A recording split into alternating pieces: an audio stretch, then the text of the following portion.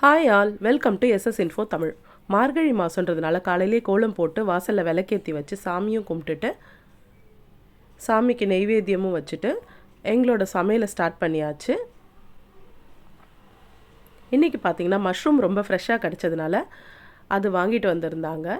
Mushroom கிரேவியும் சப்பாத்தியும் தான் plan. Mushroom கிரேவிக்கு வெங்காயம், தக்காளி, இஞ்சி, பூண்டு எல்லாத்தையும் வதக்கிட்டு அரைச்சி எடுத்துக்கணும். அரைச்சதோடு சேர்த்து மஷ்ரூம், பச்சை பட்டாணி அதெல்லாம் போட்டு நல்லா வதக்கி மிளகாத்தூள், உப்பு போட்டு கிரேவி மாதிரி ரெடி பண்ணிகிட்ருக்கேன். சப்பாத்தியும் சைட் பையில் உருட்டி சப்பாத்தியும் போட ஆரம்பித்தாச்சு. ஏன்னா டைம் ரொம்ப ஷார்ட் ஆகிடும். காலையில் நம்ம எவ்வளோ தான் டைம் எடுத்து செஞ்சுக்கிட்டே இருக்கும்போது டக்குன்னு டைம் எப்படி போகுதுன்னே தெரியாது. அதனால் கொஞ்சம் ஸ்பீடாக செய்யணும். வத்த குழம்பும் சைட் பை நான் முன்னாடியே கொதிக்க விட்டுட்டேன். மஷ்ரூம் கிரேவியும் ரெடி ஆகிடுச்சு. அதில் தேங்காய் பால் ஊற்றிட்டு கஸ்தூரி மேட்டியை நல்லா கையில் நுணுக்கிட்டு ஃபைனலாக போட்டு இறக்கிடுவேன். கொத்தமல்லி அண்ட் கஸ்தூரி மேட்டி போட்டு இறக்குனா நல்ல மணமாக இருக்கும்.